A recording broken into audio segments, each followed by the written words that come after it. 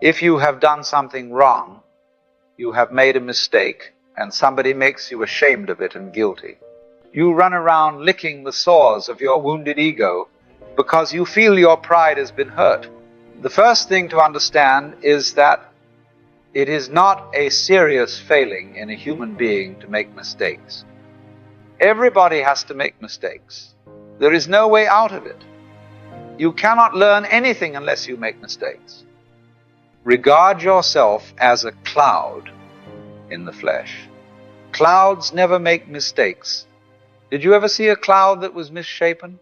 Did you ever see a badly designed wave? No, they always do the right thing. But if you will treat yourself for a while as a cloud or a wave and realize that you cannot make a mistake, whatever you do, because even if you do something that appears totally disastrous, it will all come out in the wash somehow or another. Then, through this capacity, you will develop a kind of confidence. And through confidence, you will be able to trust your own intuition. Don't hurry anything. Don't worry about the future. Don't worry about what progress you are making. Just be entirely content to be aware of what is. For life is not a straight road to a fixed destination. It is a current, a tide, a melody, and the so-called mistakes are nothing but changes in the rhythm, part of the dance itself.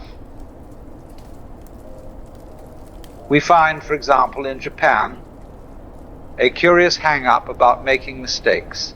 They have studied English for years, yet rarely have the courage to speak it. For what they learned was not the living language, but the polished fragments of dead authors, and they are ashamed to try it unless they are quite out of their senses with drink. In such moments, the inhibition falls away, and they will speak freely, for the fear of saying the wrong thing has been dissolved. It is the same in music. I knew a great anthropologist who was taught the piano in just the same way I was. The schoolmarm would place a little rubber and a razor on the top of each hand so that the posture was correct, and every time he played a wrong note, she would rap him smartly with a pencil. And when confronted with the piano, in the presence of an absolutely marvelous teacher in San Francisco, she said she was amazed. He was completely incapable of reading notes. He blocked at everything. A wiser teacher once said to me, "You must not be afraid of playing wrong notes. Play them. Keep the rhythm, even if every note is wrong." This is the way to remove the blockage, the guilt, the shame. For freedom means, quite simply, the freedom to make mistakes, the freedom to be a damn fool, and not to endlessly reproach yourself when you discover it was so. See it, acknowledge it, and then do it less often. The greatest mistake is to be forever fearing you will make one. For that fear is like standing at the water's edge, hesitating to enter, and so never knowing the coolness of the stream or the art of swimming. You see, the mind invents this curious tension, the notion that there must be a way to pass through life without slipping, without striking a false note. And so we become tight, hesitant, overcautious. Most live in this fashion and call it sensible.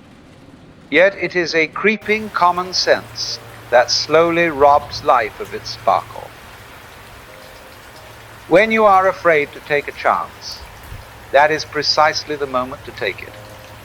For fear is only the shadow cast by possibility. For what you leave undone will trouble you no less than what you did wrongly, but without the flavor of having dared. It is only those who do nothing who make no mistakes, and in doing nothing they make the most serious mistake of all. Better to stumble forward than to remain unmoving. A wrong note, kept in rhythm, still belongs to the music. A misstep, taken in stride, still moves you along the way. Life does not wait for you to be perfect before it allows you to dance. You cannot learn anything unless you make mistakes. This is how the whole game works. We come to balance only by toppling, to speech only by stumbling over our words, and to love only by losing our step in each other's arms. Life is not a straight line, but a series of beautiful stumbles that, taken together, form the dance. But the trouble is, we were brought up to think of life by analogy with a journey. A pilgrimage with a serious purpose at the end, and the whole thing was to get to that end. Success, enlightenment, heaven after you are dead. And so we miss the point the whole way along. For life is not a journey to be finished, but a musical thing, and you were meant to sing or to dance while the music is being played. In the natural world, there is no such thing as failure. A tree that bends in the wind is not incorrect.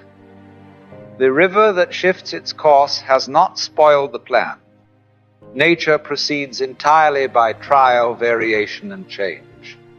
What you and I call mistakes are simply her way of finding out what works. And there is no need to fear what lies ahead, for the future is only a concept. It does not exist. Time is always now.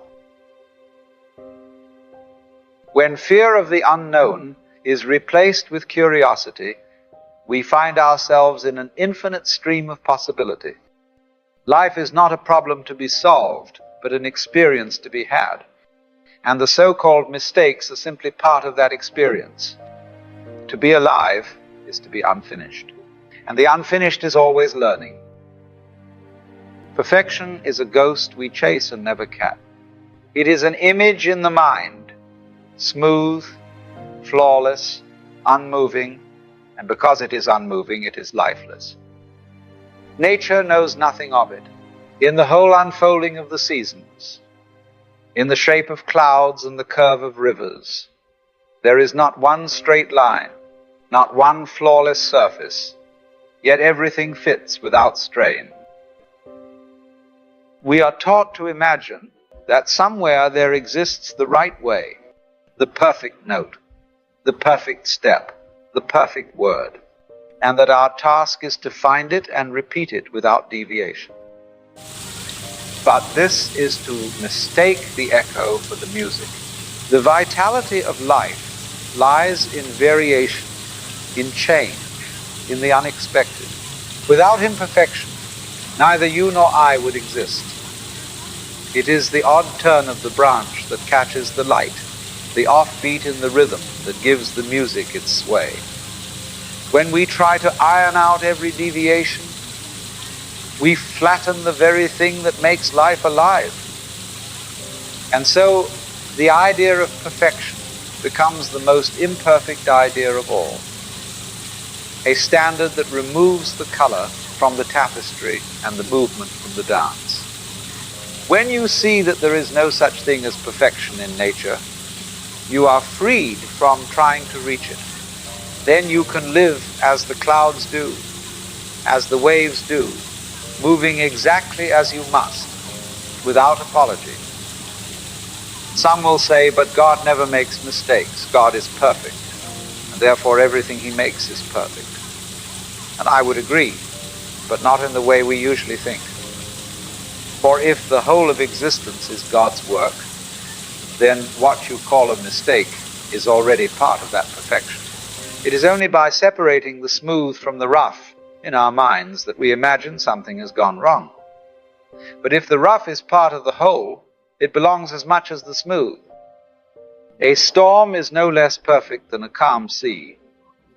A shadow no less perfect than the light that casts it. If you see perfection in this way, it does not mean the absence of flaw, it means the completeness of the whole. And in that completeness, what we call imperfection is simply a detail in the pattern, necessary for the pattern to be what it is. So, if God is perfect, then even your missteps are already folded into that perfection, just as a wrong note, once played, becomes part of the song. Once you see that what you call imperfection is part of the whole, you can stop treating yourself as an exception to the rule. For you are not some foreign object dropped into the universe. You are as much a part of its movement as the wind in the trees and the foam on the shore. Love yourself for trying, even when the outcome is not what you hoped. A mistake is not proof of your inadequacy, but evidence that you were in motion, engaged in the game, taking part in the dance. It is the still, unmoving stone that makes no errors, but it also never lives.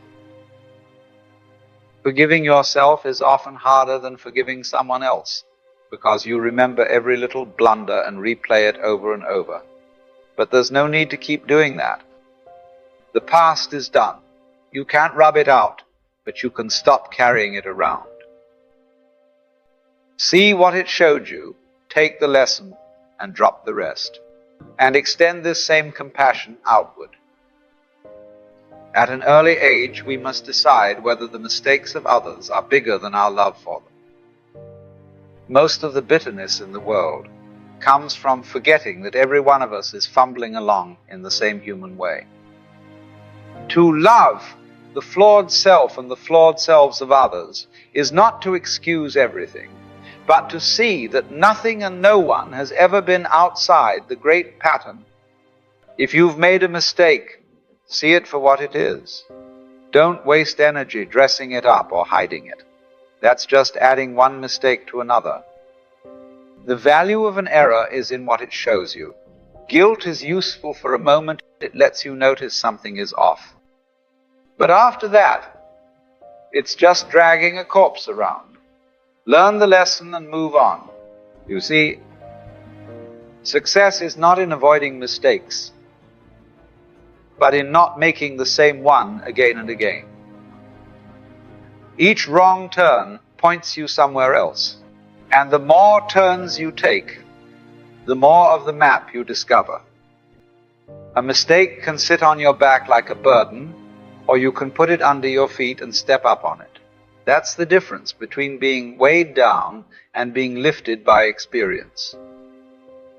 And when you look closely, you'll see that mistakes aren't interruptions to life. They are woven into its very fabric, each one a thread leading you to the next chapter. We rarely see it in the moment. Usually, we hate our mistakes. We replay them, curse them, wish we could undo them. But time makes it easier to see the value in it.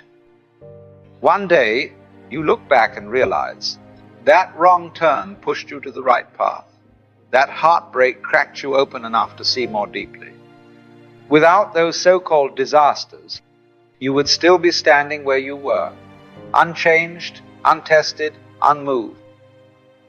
Every mistake was a bridge, each one linking you from the person you were to the person you could become. And without crossing those bridges, life would have simply stayed the same. Without them, there is no movement, no variation, no discovery. As in music, the wrong note in the right rhythm becomes part of the song. So go make new mistakes. Don't keep polishing the old ones. Play something else. Make glorious, ridiculous mistakes. Make the kind no one has thought of before. You see, life is not a problem you're supposed to solve. It's an experience you're supposed to have. And an experience without the unexpected is no experience at all. The sooner you make your first 1,000 mistakes, the sooner you'll know how to work with them. The more you risk the wrong note, the richer your music becomes. So go on, try.